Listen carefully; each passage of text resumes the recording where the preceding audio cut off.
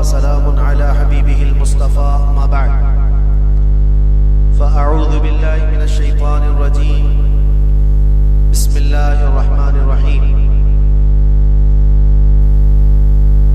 قل يا عبادي الذين أسرفوا على أنفسهم لا تقنطوا من رحمة الله إن الله يغفر الذنوب جميعا صدق الله مولانا العظيم۔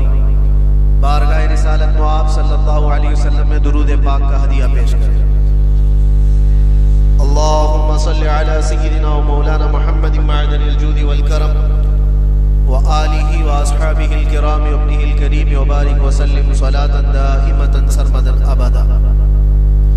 سب سے پہلے آپ تمامی حضرات کو نصف شعبان المعظم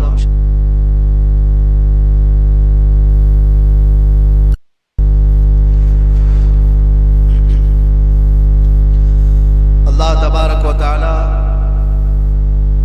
اس شب کو ہم سب کے لیے خیر و برکت والی شب بنائے، اور آج کی یہ شب جیسا کہ آپ سب نے سنا بھی ہوگا، ہمارے سال بھر کا حساب و کتاب آج بند ہوتا ہے اور نئے سال کی ابتدا آج کی رات سے ہوتی ہے۔ آج اللہ تبارک و تعالیٰ فرشتوں کو حکم دیتا ہے کہ کس کے لیے کتنا رزق اور کس کے لیے زندگی میں کیا کیا کام ہونے ہیں، بلکہ بزرگوں نے فرمایا کہ آج کی رات کچھ لوگوں کی موت لکھی گئی ہوگی۔ فرشتوں کو بتایا گیا ہوگا کہ مہینے کے بعد 2 مہینے کے بعد جب بھی اس بندے کی موت آنے والی ہے، جبکہ وہ بندہ اپنی شادی کی تیاریوں میں مصروف ہو، کچھ لوگ اپنے گھر بنانے میں مصروف ہوں گے، لیکن ہم میں سے کسی کو خبر نہیں کہ آج کی رات ہمارے متعلق کیا فیصلہ ہوگا۔ اسی لیے آج کی رات دعا کی رات ہے۔ اللہ تعالیٰ کی مانتا میں ہمیں آج نہایتی خشوع و خضوع ادب و احترام کے ساتھ اپنے آنے والے سال کے متعلق خیر و برکت کی دعا مانگنی چاہیے۔ خوش نصیب ہیں یہاں پر بیٹھے ہوئے وہ لوگ، رات کے 12 بج رہے ہیں، ممبئی جیسے شہر میں نوجوانوں کی آج رات تو اکثر دیکھی جاتی ہے سیر سپاٹے میں، گل کپاٹے میں گزر رہی ہوتی۔ بہت سارے لوگوں نے تو آج کی رات کو بائک رائڈنگ کی رات بنا لیا ہے۔ کتنے حادثے ہوئے، کیا کیا چیزیں ہوتی ہیں، لیکن قربان جاؤ رب ذوالجلال کی اس رحمت کاملہ پر ان ہزاروں اور لاکھوں میں سے اٹھا کر کے مولا نے تمہیں اپنے گھر میں بٹھایا۔ اور یہ حدیث پاک میں اللہ کے رسول صلی اللہ علیہ وسلم ارشاد فرماتے ہیں، جب رب تبارک و تعالیٰ کسی تو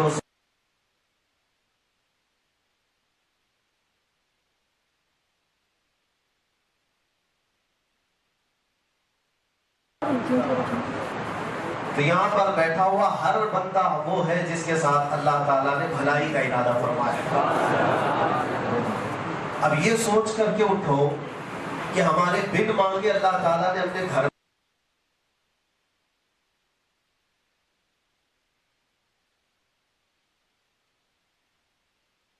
اسی لیے بزرگوں نے ایک دعا یہ بھی ہمیں بتائی تھی کہ ہمیشہ اللہ ایک دعا یہ کرنا،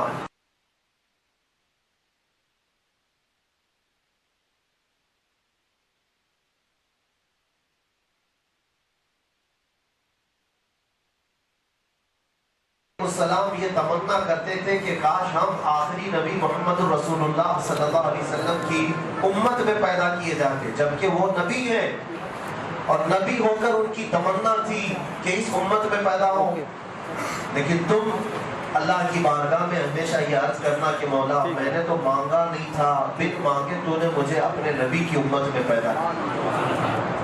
ہم میں سے کس نے دعا کی؟ کون دعا کر کے اس امت میں آیا؟ کسی نے نہیں، یہ تو ہماری قسمتوں میں لکھا ہوا تھا، ہماری روحوں پر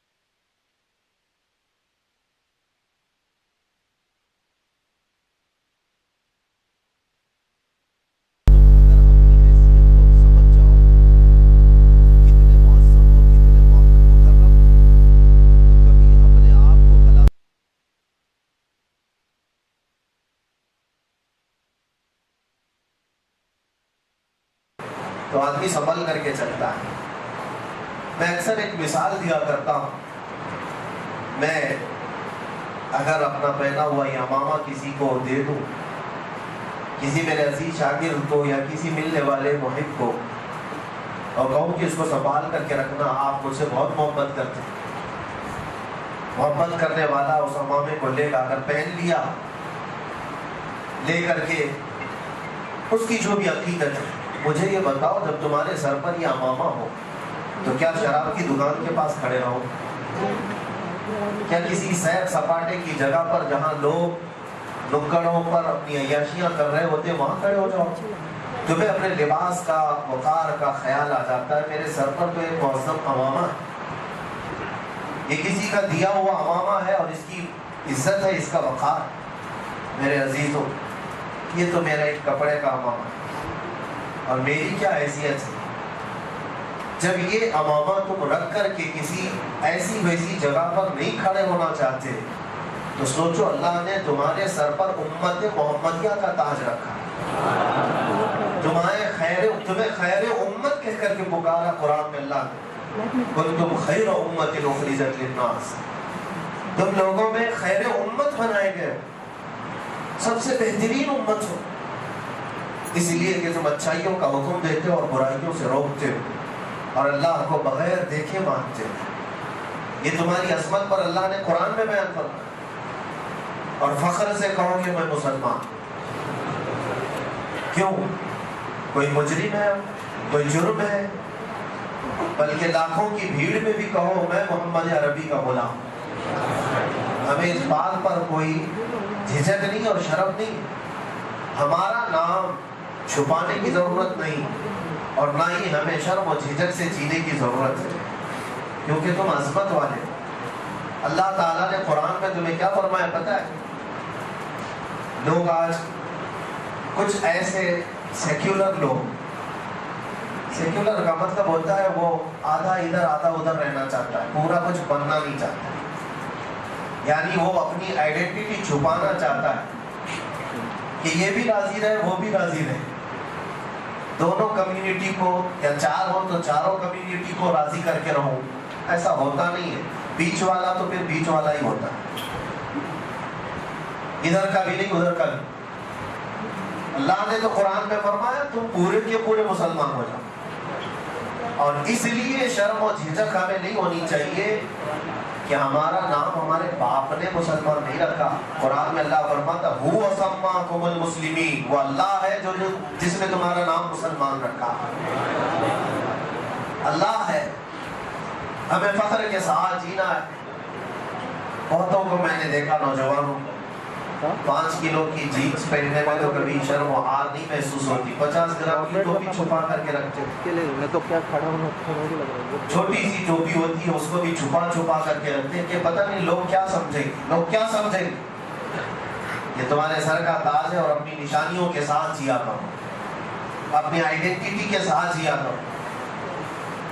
میں یقین کے ساتھ کہتا ہوں، یہ میرا چیلنج ہے اے مسلمان، ایک بار تم صرف شکل سے بھی اگر میرے مصطفیٰ کی غلامی اپنا لو تو کیڑے مکوڑے یوں ہی دب جائیں گے، کوئی کسی کی اوقات نہیں، کیونکہ اللہ نے تمہاری ہیبت رکھی ہے، تمہارے اندر اللہ نے رعب رکھا ہے، ایمانی رعب ہے۔ اللہ کے نبی صلی اللہ تعالیٰ علیہ وسلم ارشاد فرماتے ہیں رب تعالیٰ نے مجھے ایسا رعب عطا کیا ہے کہ 500 میل دور بھی میرا دشمن ہو تو اس کے دل میں اللہ میرا خوف ڈالتا ہے۔ اور یہ خاصہ رسول پاک صلی اللہ علیہ وسلم کا حضور کے صدقے میں ان کی امت کو بھی ملا ہے، ان کی امت کو بھی ملا ہے۔ اور ہم دیکھتے ہیں کبھی کبھار ہم کو احساس ہوتا ہے کہ فلاں کیا کر لیں گے، ان کے پاس اتنی طاقت، ان کے پاس اتنی طاقت، لیکن ہم کو خود نہیں پتا ہوتا ہے ہمارے پاس کیا طاقت ہے۔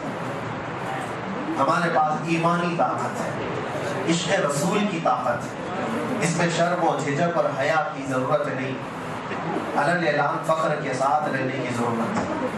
میرے عزیزوں، مجھے ایک بات یاد آتی ہے، حالانکہ لباس ہوتا ہے، میں سادہ لباس بھی پہنتا ہوں جب کوئی پہچانتا بھی نہیں،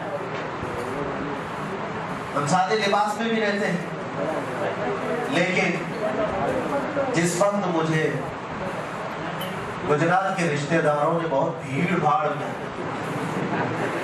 گرفتار کر کے اپنے شہر میں تماشا بنایا تھا، یاد ہوگا آپ کو دن، آج سے ٹھیک ایک سال پہلے خیر کھانے سے شب برات منا رہا، آج سے دور تھا، لیکن اللہ شاہد ہے، اللہ شاہد ہے، ہمارے دل میں رب تبارک و تعالیٰ نے بال برابر کی خوف کبھی نہیں تھا۔ بات بتا رہا ہوں، وہ اتفاق تھا کہ میں جس حالت میں گھر پہ بیٹھا ہوا تھا اسی حالت میں نکل کر کے گیا، جبہ بھی تھا اور عمامہ بھی تھا، کسی جلسے سے واپس آیا ہوا تھا، اسی حالت میں گئے اور اسی حالت میں انہوں نے 3 دن تک کپڑے بھی نہیں بدلوائے۔ لیکن ہوا یہ کہ مجھے خود بھی احساس نہیں تھا آگے کتنے چل رہے ہیں، پیچھے کتنے چل رہے ہیں، دائیں کتنے چل رہے ہیں، بائیں کتنے چل رہے ہیں، ہمیں پتہ ہی نہیں تھا۔ ہم کو تو صرف اتنا ہی معلوم تھا کہ میرے ساتھ گنبد خضرا کا مکی ہے، ہمیں تو اتنا احساس تھا، خوف نہ رکھ رضا ذرا، تو ہے عبد مصطفیٰ، تیرے لیے امان ہے، تیرے لیے امان ہے۔ 1-2 پیشی کے بعد جانا آنا ہوا تو کچھ ہم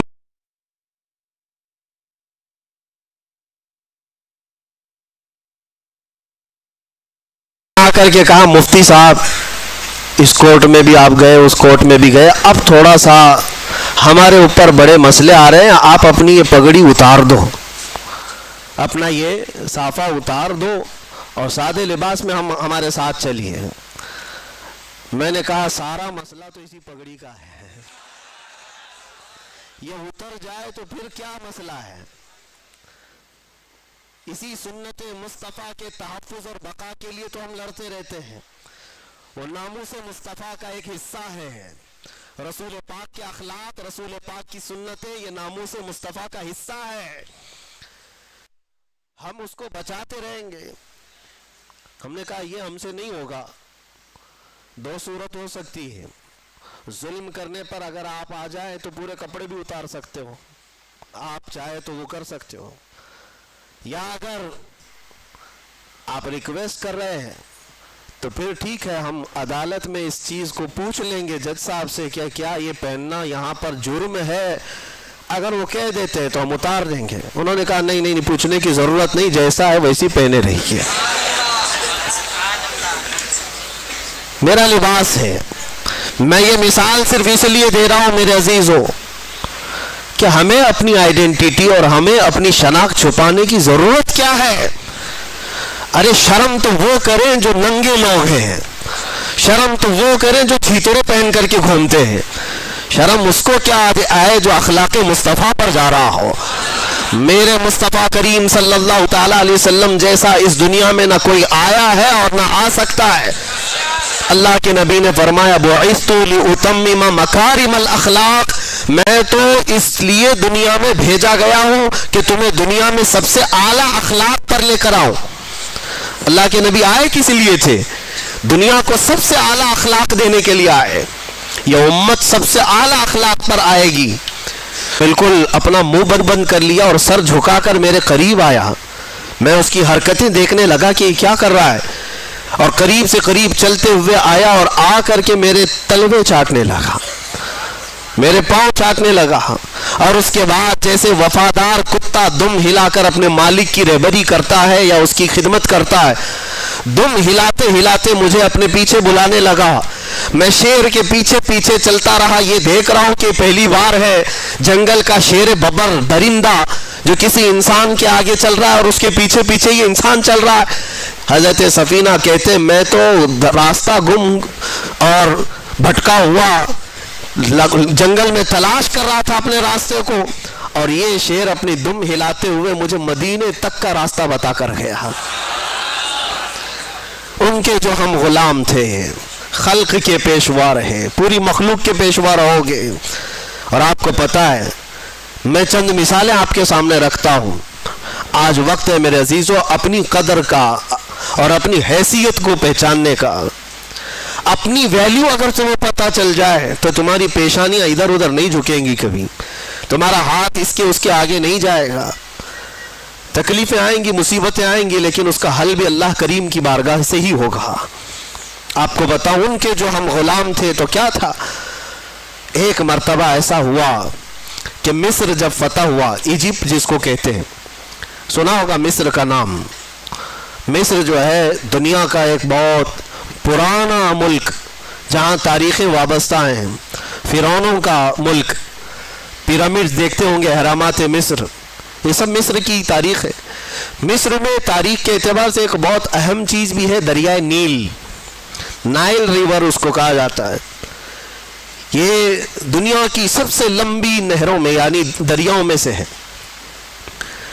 تو دریائے نیل کا مسئلہ کیا تھا وہ میں آپ کو بتاؤں۔ اسلام جب مصر میں داخل ہوا، حضرت عمرو بن عاص رضی اللہ تعالیٰ عنہ صحابی رسول ہے، مصر فتح کیا، صحابہ وہاں داخل ہوئے، لوگ اسلام میں آئے، لیکن وہاں ایک بری رسم، برا رواج تھا۔ وہ کیا تھا، ایک پرمپرا لوگوں کی چلی ہوئی تھی جہالت کے زمانے میں کہ دریائے نیل ہر سال ایک موسم ایسا آتا تھا کہ وہ سوکھ جاتا تھا، پانی کم ہو جاتا تھا، اور ان کا عقیدہ یہ تھا مصریوں کا کہ اپنی 16-17 سال کی ایک جوان خوبصورت لڑکی کو دلہن بنا کر کے اس کا جلوس نکالتے اور دریائے نیل کے پاس لا کر کے اس کو ذبح کرتے اور اس کا خون دریائے نیل میں ڈالا جاتا، بلی چڑھانا جس کو کہتے، اور ایک لڑکی کو قربان کرتے تو پھر دریائے نیل کا پانی موجیں مارتا ہوا اوپر آ جاتا۔ یہ ہر سال ان کے ساتھ ہوتا تھا، ان کا عقیدہ بیٹھ گیا تھا کہ دریائے نیل کو ہر سال ایک بلی چڑھانی پڑتی ہے، ایک لڑکی کی قربانی دینی پڑتی۔ اب جب اسلام داخل ہوا تو اسلام اس چیز کی ہرگز اجازت نہیں دیتا، یہ ناجائز و حرام ہے۔ ایک قتل، اللہ تعالیٰ نے قرآن میں فرمایا نا حق کسی نے ایک کا قتل کیا تو اس نے پوری انسانیت کا قتل کیا ہے۔ حضرت عمرو بن عاص کے پاس لوگ آئے اور کہا کہ دریائے نیل سوکھ رہا ہے، پانی ختم ہونے کو ہے، کیا کیا جائے؟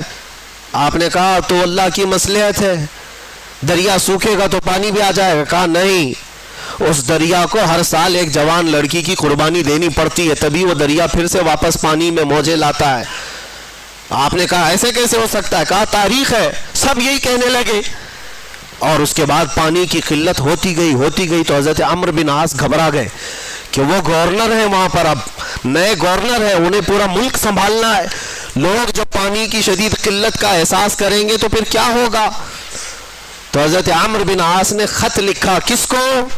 حضرت عمر ابن خطاب رضی اللہ تعالیٰ عنہ، امیر المومنین، غلام مصطفیٰ، نبی کریم صلی اللہ علیہ وسلم کے اس سچے جانشین کو خط لکھا جب ان کا دور تھا۔ کہا کہ یہاں ایک ایسا مسئلہ ہے، دریائے نیل سوکھ جاتا ہے اور ہر سال یہ لوگ ایک 16-17 سال کی جوان لڑکی کی قربانی دیتے، پھر پانی موجیں مارتا ہوا اوپر آ جاتا ہے۔ اب اس سال کیا کیا جائے؟ ہماری حکومت ہے، اسلام آیا ہے امن و امان کے ساتھ۔ حضرت عمر بن خطاب کے پاس جب یہ خط پہنچا تو آپ نے جواب لکھا، جواب میں 2 خط لکھے۔ حضرت عمرو بن عاص سے کہا کہ تم جس طرح سے اسلام کو قائم کیے اسی طرح سے قائم رکھو، شریعت مصطفیٰ کا نفاذ ہر حال میں ضروری ہے، لوگوں کو نماز روزے کی تلقین کرتے رہو۔ اور ایک خط میں حضرت عمرو بن عاص کو مخاطب کر کے کہتے ہیں، حضرت عمر ایک خط یہ تو میں تم کو لکھ رہا ہوں اور ایک اور خط بھیج رہا ہوں جو دریائے نیل کے نام پر لکھ رہا ہوں۔ ہے کوئی دنیا میں جو کسی دریا کو بھی خط لکھتا ہو؟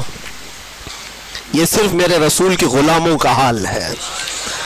کہا ایک خط میں دریائے نیل کے نام پر لکھ رہا ہوں، یہ دریائے نیل کو دے دینا۔ اور دریائے نیل کو خط لکھا، بسم اللہ الرحمن الرحیم، اے دریائے نیل، عمر بن خطاب رسول اللہ کا غلام تجھ سے کہتا ہے اللہ کے حکم سے اگر تو بہتا ہے اے دریا تو عمر ابن خطاب کا حکم ہے کہ جیسا بہتا تھا ویسے رواں ہو جا، اور اگر اللہ کے حکم سے نہیں بہتا تو تیرے بوند ایک پانی کے قطرے کی بھی ہمیں کوئی ضرورت نہیں۔ یہ خط لکھ کر کے بند کر کے دے دیا۔ حضرت عمر بن عاص کے پاس 2 خط آئے، ایک خط ان کا تھا پڑھا اور کہا دوسرا خط دریائے نیل کا ہے۔ حضرت عمر بن عاص نے کہا دریائے نیل کے لیے ہم پر بھی خط آیا ہے، لے کر کے گئے اور دریائے نیل میں وہ خط ڈالا۔ جیسی ہی خط ڈالا روایتوں میں موجود ہے 16 گز پانی اوپر موجیں مارتا ہوا گیا۔ ان کے جو ہم غلام تھے خلق کے پیشوا رہے، کون نہیں مانتا ان کے حکم کو، کون ہے جو ان کے حکم کے خلاف جائے؟ دریا ہے۔ اسی لیے شاعر نے کہا تھا میرے عزیزوں، حضرت سعد بن ابی وقاص ایک اور صحابی ہیں 10 مبشرہ میں سے، یہ عراق فتح کر کے داخل ہوئے تھے، 400 صحابہ ان کے ساتھ تھے۔ عراق کے بعد جب یہ آگے بڑھ رہے تھے، وہ مسلمان کیسے تھے جن کو اقبال نے کہا تھا تھمتا نہ تھا کسی سے سیل رواں ہمارا، باطل سے ڈرنے والے اے آسماں نہیں ہے ہم، 100 بار کر چکا ہے تو امتحان ہمارا۔ یہ لوگ کہیں رکتے ہی نہیں تھے، ان کی کوئی سرحد ہی نہیں تھی۔ ایک علاقہ فتح ہو گیا تو بس کافی ہے نہیں، آگے بڑھنا ہے۔ حضرت سعد بن ابی وقاص جب عراق فتح کر چکے تو عراق سے متصل ایران بھی ہے جس کو فارس کہا جاتا تھا پہلے، ایران اور عراق کے بیچ میں دریائے دجلہ ہے۔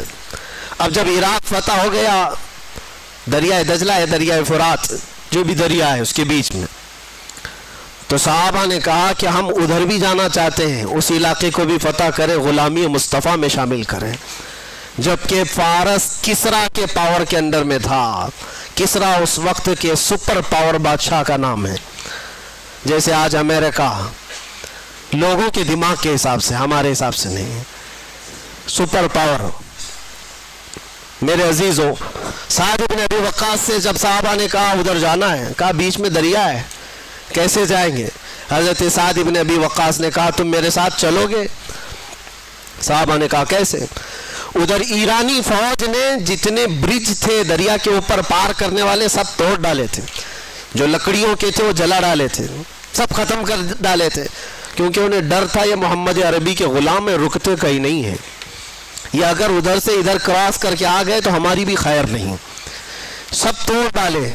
اس کے بعد وہ ایرانی فوج کی تاریخ بھی موجود ہے تاریخ طبری میں، وہ لوگ دیکھتے رہے تماشا کہ یہ 400 لوگ کیا کر پائیں گے دریائے بیچ میں۔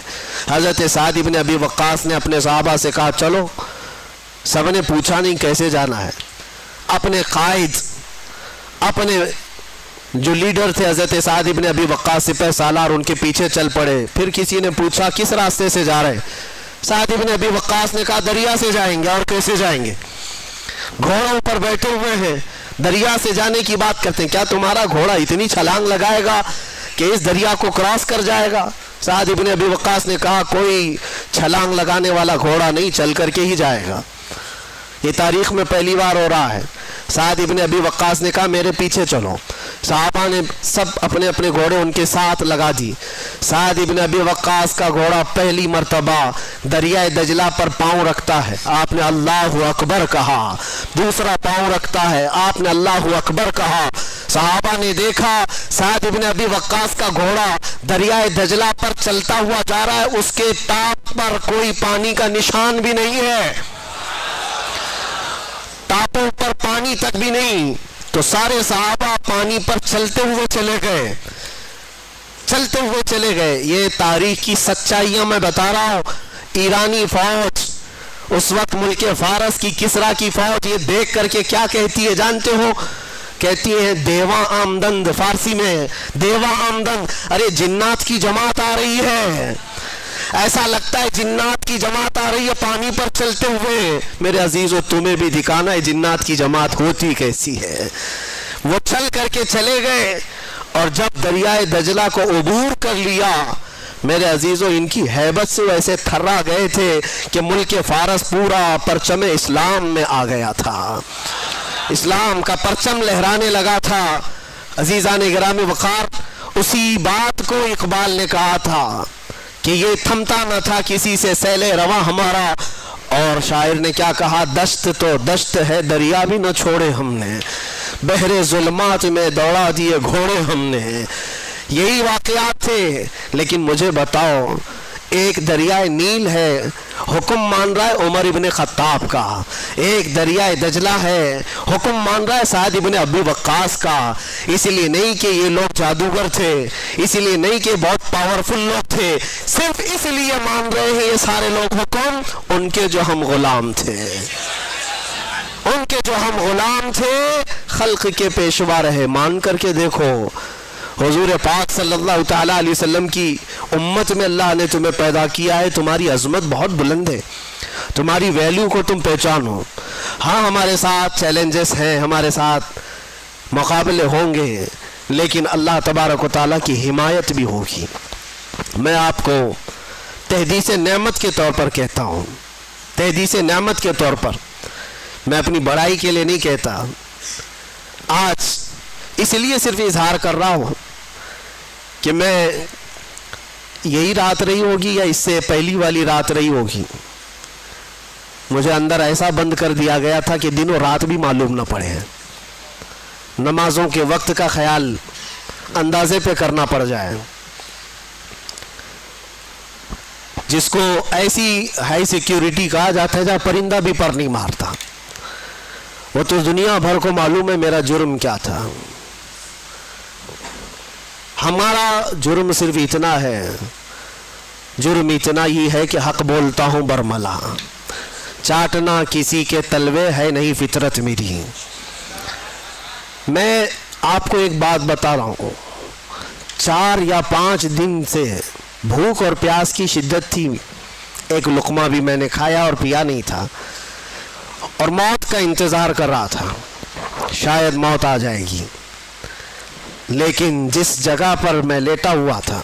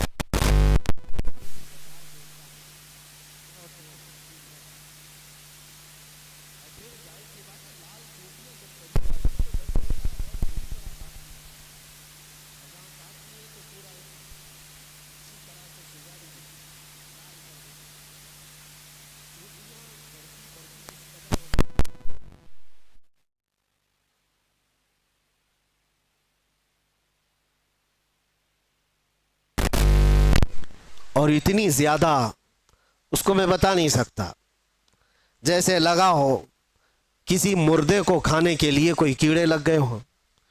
پھر دل ہی دل میں احساس ہونے لگا کہ شاید میری موت ہو گئی ہوگی اور یہ کیڑے کھا رہے ہوں گے، کیونکہ غشی آ جاتی تھی، غنودگی آتی تھی، تو لگتا تھا ہم کوئی دوسری دنیا میں، کوئی انسان تو دکھتے نہیں تھے، سورج بھی نہیں دکھتا ہے، اندھیرا ہے۔ 3 سے 4 گھنٹے اس طرح سے لیٹے رہے، چونٹیاں ادھر کاٹیں گی ادھر کاٹیں گی، گردن پہ آ گئی، چہرے پہ آ گئی، جسم میں آ گئی۔ ظاہر سی بات ہے لگ تو رہا تھا، افطاری کا وقت قریب تھا۔ اب اس کے آگے کے معاملات جو میرے ساتھ ہوئے وہ میں ایکسپلین نہیں کر سکتا، لیکن اتنا بتانا چاہتا ہوں، طاقت آئی، جس نے بھی اٹھایا مجھے، کون تھا، کس نے اٹھایا، اللہ ہی بہتر جانے۔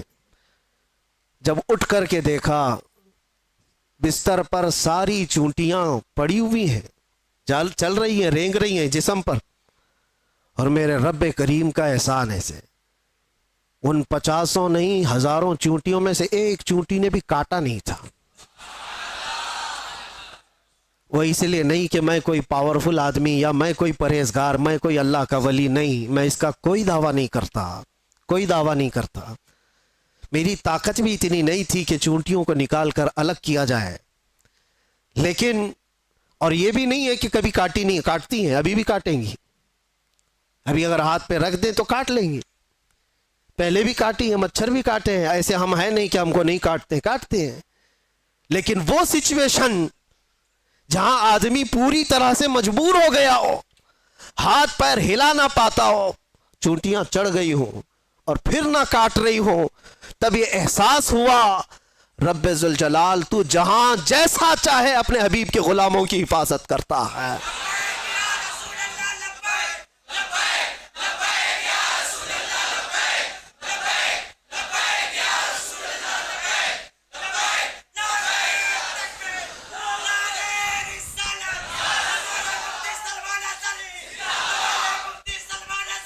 آپ کو مجھے وہ حدیث یاد آئی جب صحابہ اکرام رضوان اللہ تعالیٰ علیہ مجمعین کی ایک جماعت کو اللہ کے نبی صلی اللہ تعالیٰ علیہ وسلم نے تبلیغ کے لیے بھیجا تھا۔ 70 صحابہ اکرام میں جب وہ تبلیغ کے لیے گئے تھے، کفار و مشرکین نے دھوکے سے ان سارے صحابہ کو شہید کر ڈالا تھا، سارے صحابہ کو شہید کر دیا تھا، اور 3 بچ گئے تھے۔ 3 میں سے وہ صحابہ کو قید کر لیا تھا، اور قیدی ایسا بنایا تھا کہ 24 گھنٹے ان کی نگرانی پر بیٹھے رہتے تھے، زنجیروں سے باندھ کر کے صحابہ کو۔ اس کے بعد ہوا یہ کہ اس میں ایک صحابی حضرت زید بن دسنہ رضی اللہ تعالیٰ عنہ، ان کو ان ظالموں نے نہایت ہی بے دردی کے ساتھ ان کے ہاتھ کی انگلیاں، ان کے پیر کی انگلیاں، ان کے ہونٹ، ان کے کان، ان کے ناک سب کاٹ کر کے شہید کیا تھا۔ ایک غلام مصطفیٰ کو نہایت ہی دردناک انداز میں شہید کیا، اور اس کے بعد ان کی لاش کو لٹکا کر کے رکھا ایک کھمبے سے، اور پہرا لگا دیا کہ ان کی لاش کو کوئی لے کر کے نہ جا سکے، کوئی لے کر کے نہ جا سکے۔ 2 صحابہ تھے وہاں پر، زید بن دسنہ رضی اللہ تعالیٰ عنہ اور ایک دوسرے صحابی حضرت خباب بن الارت یا خبیب بن عدی رضی اللہ تعالیٰ، 2 میں سے کوئی ایک صحابی ہیں۔ اللہ کے نبی صلی اللہ علیہ وسلم مدینہ طیبہ میں بیٹھے ہیں، حضور پاک صلی اللہ علیہ وسلم نے فرمایا ظالموں نے میرے غلاموں کو شہید کیا ہے میرے غلاموں میں سے کوئی جو بچے ہوئے میرے ان صحابہ کی لاشوں کو لے کر کے آئے میرے پاس۔ 2 جری صحابہ تھے، حضرت طلحہ، حضرت زبیر رضی اللہ تعالیٰ عنہ، گھوڑا لے کر یہ 2 ہی لوگ نکلے تھے۔ تقریباً 500 کے قریب کفار جس کی پہرہ داری کر رہے ہیں، ان پہروں میں سے وہ صحابہ کی لاش کو لانے کے لیے صرف نبی کے 2 غلام نکلے تھے۔ انہوں نے کہا ہم لے کر کے آئیں گے، اور جب یہ 2 صحابہ نکل کر کے آئے تھے، رات میں بھی اور دن میں بھی پہرے داری میں بیٹھے ہوئے ہیں کفار و مشرکین 2 صحابہ کی لاشوں پر۔ اب سوچیے آپ، رات کے وقت یہ پہنچے تھے دونوں صحابہ، اور جیسے یہ قریب گئے تو دیکھا پورے تلوار سوتے ہوئے پہرا دے رہے ہیں۔ ان دونوں صحابہ نے اللہ کی بارگاہ میں عرض کیا کہ مولا، ہمارے پاس نہ تلوار کی طاقت، نہ بھالے اور نیزے کی طاقت، ہمارے پاس صرف ایمان کی طاقت ہے۔ ہم تجھ پر یقین رکھتے ہیں اور تیرے نبی پر ایمان رکھتے ہیں، تو اگر مدد نہیں کرے گا تو دنیا ہم سے کس طرح کا سلوک کرتی ہے۔ دیکھا یہ دونوں صحابہ دعا کر رہے تھے، وہ سارے کفار و مشرکین کو اونگ لگ گئی، نیند لگ گئی، ان کے بیچوں بیچ سے گئے اور ان صحابہ اکرام کی لاشوں کو اٹھایا۔ ایک صحابی کی لاش کو اٹھایا اور رکھا اور لے کر نکل پڑے، دوسرے وہاں پر موجود رہ گئے۔ جب تک وہ جاگے تو وہ صحابی رسول جو وہاں رہ گئے تھے، تو ظالموں نے یہ سوچا کہ کسی نہ کسی طرح ان کو بھی یہ لے جائیں گے، ان کو کسی طرح سے یہاں کاٹ کاٹ کر کے ٹکڑے ٹکڑے میں بدل دیا جائے۔ تو جیسے ہی اس بری نیت کے ساتھ قریب آئے، شہد کی مکھیوں کا ایک چھتا پورا اس صحابی کے اطراف لگ گیا، اتنی خطرناک مکھیاں آ گئیں۔ وہ صحابی رسول جن کی لاش وہاں پر موجود ہے، پوری مکھیاں، شہد کی مکھیاں، اور کفار و مشرکین میں سے کوئی قریب جاتا تو اتنا ڈنک مارتی تھی کہ وہ سوج جاتا تھا اور زہر چڑھ جاتا تھا۔ وہ شہد کی مکھیوں سے خوف کھا کر سارے بھاگ گئے۔ اس صحابی رسول کی جسم کو، ان کی لاش کو کوئی ہاتھ نہیں لگا سکا، ہاتھ نہیں لگا سکا۔ یہ واقعہ میرے ذہن میں آنے لگا کہ یہ رب تبارک و تعالیٰ کا دستور ہے، اپنے حبیب کے غلاموں کو کبھی شہد کی مکھیوں سے اور کبھی چونٹیوں سے حفاظت کرتا ہے۔ جب وہ اپنے نبی پاک کی حفاظت غار ثور میں مکڑی کے جالے سے کرتا ہے تو اے غلامان مصطفیٰ، کیا تمہارا ایمان کمزور ہے؟ اگر رب چاہے آج بھی تمہاری حفاظت صرف ہواؤں سے فرمائے گا، صرف ہواؤں سے فرمائے گا۔ بڑے بڑے نمرود آئے اور بڑے بڑے فرعون آئے جن کو اللہ تعالیٰ نے ہلاک و برباد کیا۔ نمرود کو ایک مچھر سے اور فرعون کو صرف پانی سے غرق کیا، اور انتظار کرنا ہمارے دور کے فرعون کے لیے بھی کوئی مچھر ضرور آئے گا۔ ہر دور کے نمرود اور ہر دور کے فرعون کا انجام وہی ہوتا ہے جو اس کے ظلم کا انجام ہوتا ہے۔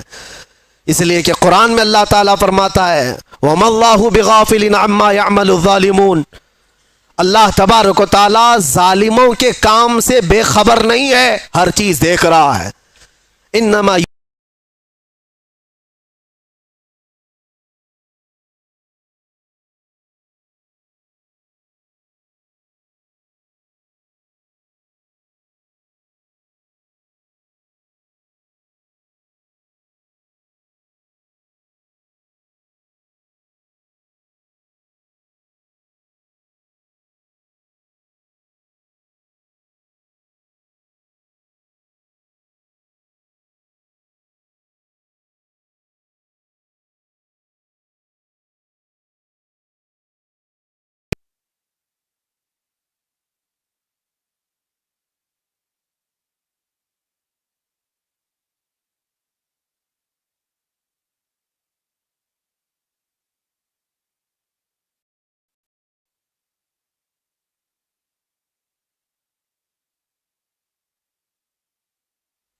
میرے عزیزو، صحابہ اکرام رضوان اللہ تعالی علیہ مجمعین جو حضور کے غلام ہی تو تھے، اور اس کے بعد انہوں نے پوری دنیا کو دکھایا ہے۔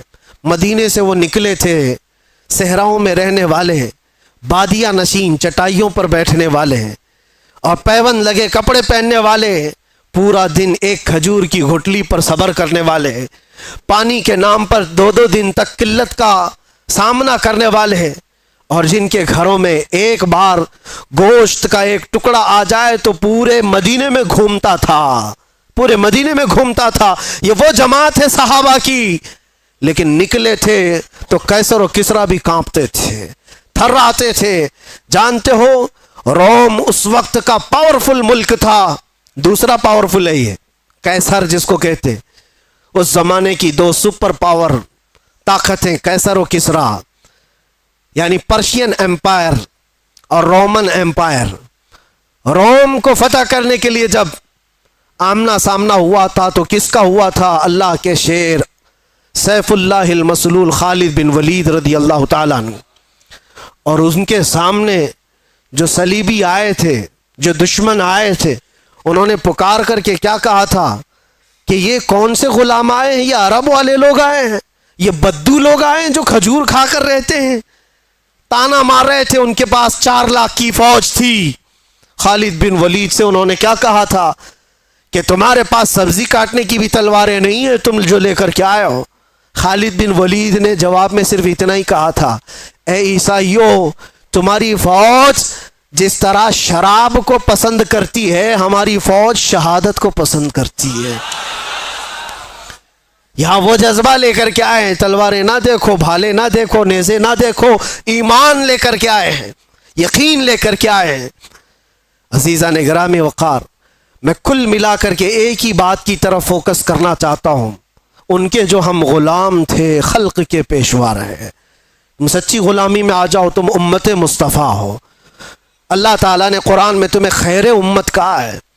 کیا آج کسی جوان کو یہ زیب دیتا ہے کہ اس کے ہاتھ میں شراب کی بوتل ہو، تاش کے پتے ہو؟ اس کی جوانی کیا اس کام کے لیے بنائی گئی ہے کہ وہ جوان لڑکیوں کی عزت کو تار تار کرتا رہے، صرف اپنی خواہشات کے لیے، اپنی نفسانی تکمیل کے لیے وہ عورتوں کے پیچھے رہے، لڑکیوں کے پیچھے بھاگتا رہے؟ نہیں، نوجوان تجھے اللہ تبارک و تعالیٰ نے محمد عربی کا شعر بنایا، ساری دنیا تیرے قدموں میں ہے، ساری طاقت اللہ تعالیٰ تیری طرف پھیر دے گا، شرط یہ ہے کہ تو حضور کی بات کر کے دیکھ۔ جی آج حیرت ہوتی ہے، میں تم میں سے ہی ایک آدمی ہوں، آپ میں سے ہی ایک آدمی ہوں، میرے سر پر کوئی پر نہیں لگے ہیں، اور نہ ہی میں آسمان سے اترا ہوا نہ زمین سے نکلا ہوا، لیکن جس طرف جائے لوگ اپنی آنکھیں پلکیں بچھاتے ہیں، عزتوں کی مالائیں، ہزاروں کے بھیڑ میں آج جہاں جاتے ہیں، کبھی کبھار اپنے گریبان میں جھانک کر کے دیکھتا ہوں کون سی ایسی خصوصیت آ گئی جو لوگ دیکھنا چاہتے ہیں۔ 2 آنکھ 1 ناک، وہی ساری چیزیں تو ہے، کوئی اسپیشل چیز ہے، کوئی الگ چیز ہے، سب کچھ تو وہی ہے، لیکن یہ لوگوں کا ہجوم ہر طرف سے امڑ کر کے ایک آدمی کو دیکھنے کیوں آتا ہے؟ میرے عزیزو، یہ بات سمجھنے میں آپ کو بھی اندازہ ہو جائے گا، یہ بات صرف انسان اور ایک آدمی کی نہیں ہوتی، محبتیں دلوں میں ڈالنا یہ انسان کے کمال کا کام نہیں ہے، یہ اللہ رب العزت کے فضل سے ہوتا ہے۔ وہ جب چاہتا ہے تو پورے انسانوں کا دل ایک طرف پھیر دیتا ہے، اور کس کے لیے پھیرتا ہے؟ وہ دیکھو، ان کے جو ہم غلام تھے، خلق کے پیشوا رہے، ہمیں آج یہ احساس ہے، آج لوگ جو پلکیں بچھاتے ہیں یا عزت کرتے ہیں تو وہ اس لیے نہیں کرتے کہ تمہارا لباس اچھا ہے، یا تم بڑے خاندان کے ہو، یا تم کسی سیاسی پارٹی کے نیتا ہو، 4 پیسے ہمارے لیے بھی کام کر جاؤ گے، نہیں، دور دراز بیٹھے ہوئے لوگ۔ میرے عزیزو، میں آپ کو کیا بتاؤں، امریکہ میں رہنے والے کئی ایسے خاندان ہیں جن کو میں جانتا ہوں، ہم یہاں اندر موجود ہیں، وہ 3 مہینے سے اللہ کی بارگاہ میں نظر کے روزے رکھ رہے تھے، وہ عورتیں بھی، وہ بوڑھی خواتین بھی، وہ بچے بھی، جن کو ہم نے کبھی دیکھا نہیں، کبھی ملاقات نہیں کیا، 7 سمندر پار بیٹھ کر کے ایک فقیر، ایک نبی پاک کے غلام کے لیے اگر کوئی دعائیں کرتا ہے اور اپنے دل میں محبت محسوس کرتا ہے تو یہ ڈالا کس نے اور کیوں ڈالا؟ یہ 2 پوائنٹ ہے، ڈالا ہے رب ذوالجلال نے، اور کیوں ڈالا؟ صرف اس لیے جب تک بکے نہ تھے تو کوئی پوچھتا نہ تھا، یا رسول اللہ تم نے خرید کر ہمیں انمول کر دیا۔ بات صرف اتنی ہے، ان کی بات کرو، ہر دل پہ ان کی بات کرو۔ حضور پاک صلی اللہ تعالی علیہ وسلم کی بات، آج میں ایک بات یہ بھی بتاؤں، عجیب بات ہے کہ میں آپ کو ایک تفریح قلب کے لیے بتا رہا ہوں، اکثر ایسا میرے ساتھ ہوتا رہتا ہے۔ میں ٹیکسی میں بیٹھا ہوا تھا، مکہ مکرمہ کی بات ہے، باہر کہیں جا رہے تھے، جو بیٹھا ہوا آدمی تھا، میں تو نارمل لباس میں، اکثر سادے لباس میں، تو انہوں نے پوچھا چلاتے چلاتے، کہا کہ بھائی صاحب آپ کی شکل مفتی سلمان اظہری سے ملتی جلتی ہے۔ میں نے کہا کون ہے وہ؟ انہوں نے کہا نہیں جانتے ہو آپ کہاں سے ہو؟ ہندوستان سے ہو؟ نہیں جانتے ہو آپ؟ میں نے کہا نہیں، بتاؤ تو کون ہے؟ پھر وہ بتانے لگا، ایسے ہیں ویسے ہیں، بڑے ہیں، عالم ہیں، وہ ہیں، تعریف۔ میں نے کہا بھائی وہ تو بھڑکاؤ مولانا تو نہیں آپ بول رہے ہو، ان کی بات کر رہے ہو؟ وہ غصے میں آ گیا، تل ملایا، کہا توبہ کرو نہیں تو ٹیکسی سے اتر جاؤ۔ میں نے کہا بات کیا ہے؟ کہا کہ کیوں ایک عالم کی تم توہین کرتے ہو، آپ کیوں ایسا بولتے ہو ان کو؟ میں نے کہا وہی نا جو جیل گئے تھے ابھی۔ انہوں نے کہا ہاں گئے تو تھے۔ تو کہا پھر اسی لیے میں ڈرتا ہوں ایسے مولانا لوگوں سے۔ میں نے کہا میں ڈرتا ہوں ایسے لوگوں سے۔ تو بیچارہ ٹیکسی سائیڈ میں لگا دیا اور کہا تم اتر جاؤ بھائی، میں ایسے آدمی کو نہیں بٹھاتا، میں نہیں بٹھاتا، آپ ادھر جاؤ، آپ توہین کرتے ہو علماء کی۔ میں نے کہا چلو معاف کرو، یہ ٹاپک چھوڑ دو، دوسری بات کرو۔ پھر وہ یوٹیوب کھول کر کے دکھانے لگا، یہ دیکھو، یہ سنو، حق بات کہا ہے، ظالموں نے پکڑا ہے، فلاں فلاں ساری چیزیں بیان، خاموشی سے سنتے رہے۔ میں یہ بات کیوں کہہ رہا ہوں آپ کو؟ کوئی لطیفہ نہیں ہے، مجھے ریئلائز ہوا، احساس ہوا، بعد میں اترنے سے پہلے اس نے کہا کہ بھائی ایک بات میں آپ کو بتاتا ہوں، یہ مولانا کی تقریر میں سنتا ہوں، میں ہوں اہل حدیث جماعت سے، لیکن یہ مولانا بریلوی مکتب فکر سے ہے، لیکن بات کرتا ہے محمد رسول اللہ کی، اور یہاں آ کر کے ہم کچھ نہیں دیکھتے، ہم تو اپنی جان بھی قربان کرتے ہیں۔ ہم اتر آئے، اس دن یہ احساس ہوا اس نام پر اللہ نے اتنی طاقت رکھی ہے، ہر انسان نام محمد پر جمع ہوتا ہے، ہر مسلمان آ جاتا ہے۔ عزیزان گرامی وقار، وہ ایک نقطہ ایسا ہے ناموس رسالت کا جہاں پر لوگوں کے جذبات ہیں، لوگوں کی عقیدتیں ہیں۔ مجھے آج اس ٹاپک پر بات نہیں کرنا ہے کہ کون کس مکتبہ فکر سے اور کیا تھا، لیکن ہم نے یہ محسوس کیا ہے دنیا کے چپے چپے اور کونے کونے سے اگر لوگوں کے دلوں میں ہمارے لیے کوئی جذبہ موجود ہے تو وہ ہماری زبان کا کمال نہیں، یہ نسبت مصطفیٰ کا کمال ہے، رسول کریم صلی اللہ تعالی علیہ وسلم کے قدموں کا کمال ہے۔ اسی لیے عمر ابن خطاب رضی اللہ تعالیٰ عنہ نے سچ کہا تھا۔ جانتے ہو جب بیت المقدس فتح ہو گیا تھا، حضرت عمر فاروق رضی اللہ تعالیٰ عنہ بیت المقدس جا رہے تھے، وہاں لوگ انہیں پہچانتے بھی نہیں تھے۔ ابو عبیدہ بن جراح ایک صحابی وہاں پہلے سے موجود تھے، وہاں کے عیسائیوں یہودیوں سب کو بتایا تھا کہ امیر المومنین آ رہے ہیں مدینے سے، امیر المومنین آ رہے ہیں مدینے سے۔ سب لوگ دیکھنے کے لیے باہر کھڑے ہو گئے تھے، لیکن امیر المومنین کس شان سے آ رہے ہیں؟ وہ اپنے ایک غلام کو لے کر اپنے گھوڑے کے ساتھ جا رہے ہیں۔ کیا کمال کی عدالت ہے عمر فاروق کی، اپنے غلام سے مدینے سے ہی طے کر کے چل رہے ہیں، 1 میل میں گھوڑے پر بیٹھوں گا تو چلے گا، اور 1 میل تو بیٹھے گا اور میں چلوں گا۔ پورا سفر آقا اور غلام ایسے چلتے رہے، کبھی حضرت عمر رسی پکڑ کر چلتے، کبھی وہ غلام رسی پکڑ کر چلتا تھا۔ اور اتفاق ایسا کہ بیت المقدس جب قریب آیا، لوگ وہاں استقبال کے لیے کھڑے ہیں اور گھوڑے پر بیٹھنے کی باری غلام کی تھی۔ غلام نے کہا کہ حضور اب تو میں اتر کر چلتا ہوں، آپ بیٹھے۔ کہا نہیں، عدل تو عدل ہے، انصاف، تیری باری ہے تو بیٹھے گا، میں رسی پکڑ کر چلوں گا۔ رسی پکڑ کر چل رہے ہیں اور لوگوں میں ایک نعرہ لگا کہ امیر المومنین آ گئے، سب دوڑ کر کے اس گھوڑے کی طرف جا رہے ہیں جو گھوڑے پر سوار آ رہا ہے۔ ابو عبیدہ بن جراح جو صحابی موجود تھے پکار کر کہا، اے لوگوں، سواری پر بیٹھا ہوا وہ نہیں ہے امیر المومنین، رسی پکڑ کر جو آ رہا ہے وہ ہے امیر المومنین۔ دنیا نے پہلی مرتبہ یہ منظر دیکھا ہوگا۔ کہاں ہے وہ لینڈ کروزر والے لیڈر لوگ؟ کہاں ہے وہ جو رسول پاک صلی اللہ تعالی علیہ وسلم کے ان جانشینوں کی مثال لا کر کے دکھا دے؟ اسی لیے ہمارے ہندوستان میں ہی آپ کو میں کیا بتاؤں، مثال کے طور پر موہن داس کرم چند گاندھی جی، گاندھی کے یہ الفاظ ہیں، کہا کہ میں نے تاریخ پڑھا ہے، اگر لوگوں کو سیاست کرنے کے لیے، حکومت کرنے کے لیے میں کوئی مثال دے سکتا ہوں تو وہ ابو بکر اور عمر کی دے سکتا ہوں۔ لوگوں نے اس چیز کو ایکسپٹ کیا ہے، احساس کیا ہے۔ انہوں نے جو دنیا کے سامنے منظر پیش کیے تھے وہ رسول اللہ کے غلاموں نے۔ سنو، حضرت عمر فاروق رضی اللہ تعالیٰ عنہ نے جو بات کہی تھی اس کو میں سمیٹ رہا ہوں۔ لوگ جب آپ کو پکار کر امیر المومنین کہتے ہوئے قریب آئے تو آپ رو پڑے۔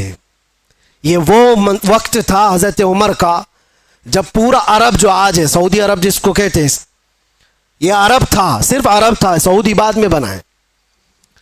حجاز اور نجد دو علاقے تھے اور دونوں ملا کر کے عرب تھا، پھر یمن، پھر عراق، پھر ملک شام، اور پھر فلسطین، پھر مصر، 6 بڑی کنٹریاں جس کا کل رقبہ، کل ایریا اگر ملائیں گے تو تقریباً 17 لاکھ اسکوائر کلومیٹر، اور بعض میں ہے کہ 36 لاکھ اسکوائر کلومیٹر۔ حضرت عمر فاروق رضی اللہ تعالیٰ عنہ کا دور خلافت اتنا پھیلا ہوا تھا، اتنا پھیلا ہوا تھا، اتنی دور تک اسلام کا پرچم لہرا رہا تھا اس وقت جب حضرت عمر فاروق بیت المقدس کے قریب آئے اور لوگوں نے آپ کو سراہنا شروع کیا امیر المومنین کہہ کر، آپ رو پڑے اور اس کے بعد ایک تاریخی جملہ انہوں نے کہا تھا جو ہم سب کا بھی ہونا چاہیے، ہم سب کے لیے۔ آج میرا ٹاپک یہی ہے۔ حضرت عمر کھڑے ہو کر کے کہتے ہیں لوگوں سے، اے لوگوں سنو، آج تم میرے نام کے نعرے لگا رہے ہو، میں اپنی حیثیت بتاتا ہوں، میری حقیقت بتاتا ہوں۔ میرا نام عمر ہے، میرے باپ کا نام خطاب ہے، میں خطاب کا بیٹا عمر ہوں۔ بچپن میں مجھ سے 2 بکریاں نہیں سنبھالی جاتی تھی، میرے باپ مجھے بکریاں چرانے کے لیے بھیجتے تھے تو بکریاں ادھر سے ادھر ہو جاتی، اور جب بکریاں مجھ سے نہیں سنبھلتی تو روز میں اپنے باپ کے گھوسے کھاتا تھا، روز مجھے مار پڑتی تھی میرے باپ سے، بکریاں مجھ سے نہیں سنبھلتی تھی۔ اور آج تم دیکھ رہے ہو 36 لاکھ اسکوائر کلومیٹر کا پورا رقبہ عمر تنہا اس کی نگرانی کرتا ہے، اور ایسی نگرانی مدینے میں بیٹھے ہوئے عمر فاروق ہیں۔ ملک شام کا ایک واقعہ میں آپ کو بتا رہا ہوں۔ ملک شام مدینے سے ہزاروں کلومیٹر دور، ملک شام میں بیٹھی ہوئی ایک خاتون رات کو اپنی بیٹی سے کہتی ہے، دودھ میں پانی ملا کر کے بیچو تو تھوڑا زیادہ ہو جائے گا۔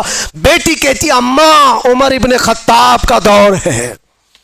کہاں ہے؟ مدینے میں بیٹھے ہوئے، اور لوگوں کے اندر عدل اور انصاف کرنے کی چاہ ہزاروں میل دور پر بھی ہے۔ تو حضرت عمر اس دن اعلان کرتے ہیں، آج جو بچپن میں 2 بکریوں کو نہیں سنبھال سکتا تھا، 36 لاکھ اسکوائر کلومیٹر کو تنہا چلاتا ہے، وہ اس لیے نہیں کہ خطاب کا بیٹا عمر ہے، اس لیے چلاتا ہے کہ محمد الرسول اللہ کا غلام عمر ہے۔ ان کے جو ہم غلام تھے، خلق کے پیشوا رہے۔ کل ملا کر کے ایک ہی نقطہ ہے، ہمیں کرنی ہے شہنشاہ بطحا کی رضا جوئی، وہ اپنے ہو گئے تو رحمت پروردگار اپنی۔ اگر حضور ہمارے ہو گئے تو پھر بچا کیا ہے؟ اسی لیے صحابہ کیا کہتے تھے پتہ ہے؟ سارے زخم کھاتے تھے، مصیبتیں اٹھاتے تھے، اور پھر مسکرا کر کے حضور سے یہ کہتے تھے، ہر ستم ہر مصیبت گوارا ہے، یا رسول اللہ ایک بار تم کہہ دو کہ تو ہمارا ہے۔ تجھ سے تجھی کو مانگ کر مانگ لی ساری کائنات۔ صحابہ کرام بھی بڑے عقل کے ساتھ، بڑے عشق کے ساتھ مانگتے تھے۔ حضور پاک صلی اللہ تعالیٰ علیہ وسلم جب کسی صحابی سے کہتے کچھ چاہیے، کچھ مانگنا ہے، تو ان کا سلیقہ بھی تو دیکھو میرے عزیزوں۔ تمہیں اگر آپشن دے دیا جائے تو جلدی سے کیا مانگو؟ ہر ایک کے اپنے مسئلے ہیں، ہر ایک کے مسئلے، جو جس مسئلے میں الجھا ہوا ہے وہی مانگ لے گا۔ ارے نوکری نہیں لگتی، 2 سال سے بھٹک رہا ہوں، نوکری مل جائے۔ کسی کو چھوکری نہیں ملتی، وہ مانگ رہا ہے، یا جو چاہیے وہ نہیں ملتی، وہ مانگ رہا ہے۔ اسی میں ساری دنیا تمہاری، سارے عقل اسی کے اندر دنیا مانگنے کے لیے، اور 4 دن کی عیاشی، اس کے بعد پھر پرانی ہو جاتی ہے۔ جس چیز کی بیس دنیاوی محبت پر ہوتی ہے، یاد رکھنا وہ بہت جلدی پرانی ہوتی، اس سے محبت بھی قائم نہیں رہ پاتی، اور جس چیز کی ابتدا اللہ کی رضا پر ہوتی ہے وہ دنیا میں بھی سلامت رہتی ہے، آخرت میں بھی سلامت رہتی، وہ اللہ محفوظ رکھتا ہے۔ اور صحابہ کیا مانگتے تھے؟ ایک صحابی رات کو حضور صلی اللہ علیہ وسلم کی بارگاہ میں تہجد کے وقت وضو کرا رہے ہیں، حضور نے خوش ہو کر کے پوچھا کہ کچھ مانگنا ہے تمہیں، کچھ چاہیے؟ آپ سوچو، مالک جنت جب یہ پوچھ رہا ہو کچھ چاہیے تمہیں، کچھ مانگنا ہے، صحابی رسول نے کیا کہا؟ یا رسول اللہ اتنا چاہتا ہوں کہ جنت میں آپ کا ہم نشین بن جاؤں، آپ چاہیے بس، آپ کا ساتھ آپ ہوں بس میرے لیے۔ حضور نے فرمایا وضو کرتے ہوئے، اب غیر ذالک، اس کے علاوہ بھی کچھ اور چاہیے؟ یہ کون کہتا ہے جو پہلا دے چکا ہو تبھی دوسرا پوچھتا ہے؟ مرشد گرامی حضور تاج الشریعہ رحمت اللہ علیہ نے اسی لیے فرمایا، نبی مختار کل ہیں، جسے جو چاہے بھری جنت ہبا کر دیں. نبی مختار کل ہیں, جسے جو چاہے عطا. ارے وہ رسول پاک صلی اللہ تعالی علیہ وسلم کی بارگاہ میں سچ کہا ہے میرے مرشد نے, وہ دم میں جو چاہے جسے چاہے فرما روا کر دیں. حضور پاک صلی اللہ تعالی علیہ وسلم کی بارگاہ کے متعلق یہ کہا. سنو, حضور نے دوسری بار کہا کچھ اور چاہیے. اس صحابی نے اب یہ سوچنا تھا کہ ایک چیز تو مانگا اور حضور نے دیا ہوگا, اب دوسرا بھی کچھ مانگ لوں, دوسرا کچھ اور, ماں باپ رشتہ دار بیوی بچے ان کے لیے بھی کچھ مانگ لوں. نہیں, وہ صحابی ہیں. انہوں نے کہا یا رسول اللہ دوسری بار آپ آپشن دے رہے, پھر میں یہ چاہتا ہوں کہ جنت میں آپ کا ساتھ چاہیے. حضور نے فرمایا اب غیر ذالک, اس کے علاوہ اور بھی کچھ چاہیے. یہاں دینے پر وہ نبی مختار اپنی جھولیاں پھیلائے ہوئے ہیں, لب واہ ہیں آنکھیں ہیں بند پھیلی ہیں جھولیاں, کتنے مزے کی بھیک تیرے پاک در کی ہے. مانگیں گے مانگے جائیں گے, منہ مانگی پائیں گے. سرکار میں نہ لا ہے نہ حاجت اگر کی ہے. شعر سمجھ میں آیا؟ یہ اعلیٰ حضرت کا شعر ہے. مانگیں گے مانگے جائیں گے, منہ مانگی پائیں گے. جتنا مانگو گے سب پاؤ گے. سرکار میں نہ لا ہے نہ حاجت اگر کی ہے. اس کا مطلب کیا ہے؟ لا کا مطلب عربی میں نہیں, نہیں میں نہیں دوں گا, اس کو کیا کہتے ہیں؟ لا. لا حضور کی عادت ہے ہی نہیں لا کہنا. کبھی حضور لا نہیں کہتے, نہیں دوں گا, یہ نہیں دوں گا. اور اگر, اعلیٰ حضرت بھی کیسے عشق رکھتے تھے. یہاں حضور کی بارگاہ میں لا تو نہیں کہا جاتا اور یہ بھی نہیں کہا جاتا اگر تو کہے گا یہ تو دوں گا, اگر تو ایسا بنے گا تو دوں گا. حضور اگر پہ دیتے ہی نہیں. وہاں جو آیا جس طرح مانگا بھر بھر جھولی دے دی گئی. میرے کریم سے گر قطرہ کسی نے مانگا, دریا بہا دیے ہیں دربے بہا دیے ہیں. مانگیں گے مانگے جائیں گے, منہ مانگی پائیں گے. سرکار میں نہ لا ہے نہ حاجت اگر کی ہے. اب سوچو, وہ صحابی کو تیسرا آپشن ملا ہے, اب بھی تو کچھ اور مانگ سکتے تھے. تیسری بار اس صحابی نے کہا یا رسول اللہ مرافقتک فی الجنہ, جنت میں آپ کا ساتھ چاہیے. کیونکہ وہ صحابی جانتے ہیں تجھ سے تجھی کو مانگ کر مانگ لی ساری کائنات. اگر حضور کو مانگ لیا ہے, حضور کا ساتھ مانگ لیا, تو ساری چیزیں تو اللہ یوں ہی دے دے گا, صدقے میں سب آ جائیں گی. یہ مانگنا وہ مانگنا فلاں مانگنا کیا ضرورت ہے؟ نبی جب کسی کا ہو جائے تو پھر کائنات اس کی ہے. نبی مختار کل ہے. صحابہ نے یہ سلیقہ دکھایا ہمیں, وہ حضور کا ساتھ مانگتے تھے. اسی لیے تو حضرت عمر بھی کس بات پر فخر کرتے تھے پتہ ہے؟ نبی پاک صلی اللہ علیہ وسلم نے ایک مجلس میں قبر کے حالات سنائے کہ جب کسی کو دفن کر کے چلے جاتے تو دو فرشتے آتے, منکر نکیر, نیلی آنکھوں والے کالے چہرے والے, جھنجھوڑ کر سوال کرتے تیرا رب کون ہے, تیرا دین کیا ہے, اور حضور کو دکھا کر پوچھتے ان کے بارے میں کیا کہتا تھا. تو وہ بہت سخت وقت ہوگا. منکر نکیر جب سوال کر رہے ہوں گے, بہت سارے تو ٹائم فش ہو جائیں گے. ہاں یہ بات یاد رکھو, سوالات آج سب کو پتہ ہے, قبر میں جانے کے بعد بھول بھی جائیں گے. وہی یاد رکھے گا جس پر میرے مولا کا فضل ہوگا. ہاں میں ہمیشہ یہ بات کہتا ہوں, اپوزیشن والے بھول جاؤ گے. ہاں دو چیزوں میں تو بول سکتے ہو, دو چیزوں میں تو بول سکتے ہو. تمہارا رب کون ہے؟ اللہ. وہ بھی بولیں گے, ہم بھی بولیں گے. تمہارا دین کیا ہے؟ فخر سے بولیں گے میرا دین اسلام ہے. جب حضور کو دکھا کر پوچھیں گے, اور فرشتے بھی سوال کا دیکھو وہاں پر ایک دم ٹائپ ہی بدل گیا ہے, انداز بدل گیا ہے. دو سوالوں میں تو فرشتے پوچھ رہے ہیں تیرا رب کون ہے, کون تھا نہیں پوچھا. کیا پوچھا؟ کون ہے, تو کہتے ہیں میرا رب اللہ ہے. پھر دوسرا بھی فرشتوں نے یہی پوچھا تیرا دین کیا تھا, نہیں تیرا دین کیا تھا نہیں پوچھا, تیرا دین کیا ہے, تو بولتا ہے میرا دین اسلام ہے. لیکن تیسرے پہ آ کر فرشتے بدل دیتے ہیں. ما کنت تقول فی حق هذا الرجل, حضور کو دکھا کر پوچھتے ہیں یہ کون ہے, نہیں ان کے بارے میں کیا کہتا تھا؟ بدل گیا سوال. اگر فرشتے وہاں بھی یہ پوچھتے یہ کون ہے تو سب بولتے اب تو دیکھنا ہے کیا یہاں پر کوئی مجال ہے کہ انکار کرے، اب تو پھنسا ہے، بولے گا ہر کوئی بولے گا. لیکن فرشتے وہ نہیں پوچھ رہے یہ کون ہے، بلکہ یہ پوچھتے ان کے بارے میں کیا کہتا تھا. یہی کہے گا کہ ان کو پیٹ پیچھے کا علم نہیں تھا، یہی کہے گا جو آج چیمی گوئیاں کرتا رہتا ہے دلیلیں کہاں ہیں، وہ کہاں ہیں، یہ کہاں ہے. میرے عزیزو اسی لیے دامن تھام لو اعلیٰ حضرت کا. قبر کے سوالات بھی پکے تمہاری گٹھی میں پلا کر کے گیا بریلی کا عاشق. جب فرشتے یہ پوچھیں گے کیا کہتا تھا، تمہارے پاس اتنے الفاظ ہیں کیا کیا نہیں کہو گے. میں تو یہ کہتا تھا سرور کہوں کہ مالک و مولا کہوں تجھے، باغ خلیل کا اللہ رے تیرے جس میں منور کی تابشیں، اے جانے جاں میں جانے. اور اتنا ہی نہیں کہتے تھے فرشتوں سنو، اور ہم کیا کہتے تھے، سب سے اعلیٰ وہ اولا، سب سے بالا وہ والا. ہاں بجھ گئی جس کے آگے سبھی مشالیں، شمع وہ لے کر آیا. فرشتوں رکو، ہم یہ بھی کہتے تھے ان کے بارے میں زمین و زمان تمہارے، مکین و مکان، چنین و چنا، بنے دو جہاں.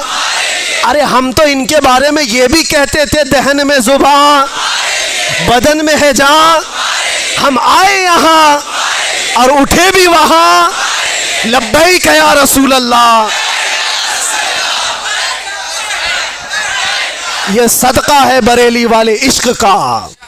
میرے عزیزو یہاں یہ جو سوالات کا جو سیشن چلا، اب سنو حضور پاک، میں جو بات کہہ رہا تھا اس کو کمپلیٹ کر دیتا ہوں. حضرت عمر فاروق رضی اللہ تعالیٰ عنہ سے حضور نے فرمایا تم کیا کہو گے عمر جب فرشتے سوال کریں گے، تم کیا جواب دو گے؟ یہ بڑا اہم سوال ہے نا. حضرت عمر کہتے ہیں یہ تو بڑا سخت مسئلہ ہوگا 3 سوالوں کا جواب دینا. لیکن وہ پوچھتے ہیں یا رسول اللہ پہلے آپ مجھے یہ بتائیں کہ آج جو میں آپ سے محبت کرتا ہوں، میرے مرنے کے بعد قبر میں بھی یہ محبت سلامت رہے گی؟ کیسا سوال ہے. حضرت عمر نے حضور سے پوچھا، میرے آقا نے فرمایا ہاں عمر، دنیا والوں کی محبت موت تک ختم ہو جاتی ہے، مجھ سے جو محبت کرتا ہے وہ حشر تک بھی باقی رہتی ہے. تب حضرت عمر نے جھوم کر کے کہا یا رسول اللہ قبر میں اگر آپ کی محبت ساتھ ہے تو پھر یہ معاملہ میرے اوپر چھوڑ دے، میں خود نپٹ لوں گا. تو تم جو ہو رسول اللہ. صحابہ کا ایک نعرہ تھا یا رسول اللہ کل مصیبت بعدک جلل، اے اللہ کے نبی اگر آپ ہیں تو پھر ہر مصیبت چھوٹی ہے، ہر مصیبت چھوٹی ہے. آ جاؤ اے نوجوانوں، آج اللہ تعالیٰ نے تمہیں جس امت میں پیدا کیا اس امت پر فخر کرو. حضور کی امت میں بنایا، اس پہ فخر کرو اور اپنی پیشانیوں کو سنبھالو، اپنی زبانوں کو سنبھالو، اپنے ہاتھوں کو سنبھالو، اپنے جسم کو سنبھالو، اپنی آنکھوں کو سنبھالو. یہ تمہاری آنکھیں عیاشیوں کے لیے نہیں ہیں، یہ تمہاری آنکھیں بے حیائی دیکھنے کے لیے نہیں ہیں. تم رات کی تاریکیوں میں اپنے موبائل کی اسکرین پر گندی چیزیں دیکھنے کے لیے اگر اپنی آنکھیں استعمال کرتے ہو تو تف ہے اور لعنت ہے. اپنی آنکھوں کو بچاؤ آوارہ ہونے سے. تم غلام مصطفیٰ ہو، بلکہ آنکھوں کو ملتے ہوئے روز رات کو یوں کہو میرے آقا آؤ کہ مدت ہوئی ہے. تیری راہ میں آنکھیاں بچھاتے بچھاتے سنا ہے آپ ہر عاشق کے گھر تشریف لاتے، میرے گھر میں بھی ہو جائے چراغاں. یہ تمنا کرو میرے عزیزو. اور کیوں نہیں، وہ نبی جب عطا کرنے پر آتے ہیں تو غلاموں کی نیکیاں دیکھ کر کے نہیں نوازتے، غلاموں کے دلوں کی محبت دیکھ کر کے نوازتے ہیں، دیکھ کر کے نوازتے ہیں. مجھے یاد ہے مدینہ طیبہ میں عورتیں جو سلام کرنے کے لیے حضور کی جالیوں کے پاس جاتی، سنا ہے بہت ساری عالمائیں مبلغائیں بڑی بڑی علم والی عورتیں بھی کھڑی تھیں اور سلام پیش کر رہی تھی حضور کو اچھے اچھے الفاظ سے. الصلاۃ والسلام علیک یا خاتم النبیین، یا رحمت للعالمین، یا راحت للعاشقین، یا مراد المشتاقین، یا شمس العارفین، یا سراج السالکین. حضور کے لقب ہے، لیکن ایک دیہات کی گاؤں کی بوڑھی عورت کھڑی تھی، انگوٹا چھاپ، کچھ نہیں پڑا تھا لیکن ہے تو حضور کی غلام۔ جب جالیوں کے قریب کھڑی یہ سلام سن رہی تھی دوسروں کا تو جذبات بے قابو ہو گئے اور اندر سے غم امڑ آیا، آنکھیں ڈبڈبا گئی، رونے لگ گئی۔ کاش میں بھی پڑھی لکھی ہوتی تو حضور کو کچھ اچھا سلام کرتی۔ یہ میری بہنیں ہیں جو آج حضور کو اچھے القاب سے سلام پیش کر رہی، تف ہے میری جہالت پر، لعنت ہے میرے بے پڑھے لکھے پر۔ اور اس کے بعد دل اتنا بھر آیا کہ وہاں رکنے کی ہمت نہیں ہوئی، روتی ہوئی اپنے آنچل سے آنسو پوچھتے ہوئے حضور کو اشارہ کر کے صرف اتنا کہا، یا رسول اللہ، بے پڑھی لکھی آئی ہے، جاہل عورت آپ کے دربار میں آئی ہے، کچھ آتا نہیں، صرف اتنا آتا ہے، السلام علیکہ یا رسول اللہ، بس اتنا کہہ سکتی ہوں۔ روتی روتی واپس چلی گئی اور اپنے کمرے میں جا کر بہت روئی۔ کس بات پر؟ کہ بچپن میں پڑھی لکھی ہوتی تو حضور کو اچھا سلام کر سکتی تھی۔ میں افسوس کر رہی ہوں اپنی زندگی پر کہ جہالت نے میرا بڑھاپا لا دیا، اور جس نے نشہ سے اپنی یہ حالت کر لی ہو اس نے اپنے نبی پاک کو کیسی تکلیف پہنچائی۔ حضور پر کیا گزرتی ہوگی تمہاری ان حالت کو دیکھ کر کے؟ سوچا کبھی جو رسول رات رات بھر کھڑے ہو کر تیرے لیے دعا کرتے ہو، کیا تو اپنی زندگی کو ان عیاشیوں میں گزارے گا؟ وہ نوجوان رو پڑا، بہت رویا۔ اس کے بعد ایسی تو محفلیں بہت آتی ہیں لیکن میں نے دیکھا زندگی بدلتے ہوئے بھی۔ میرے عزیزوں، اس ایک نوجوان کو میں نے دیکھا صرف 3 مہینے کے اندر 8 سال کی پچھلی قضا نمازیں پوری کر چکا تھا۔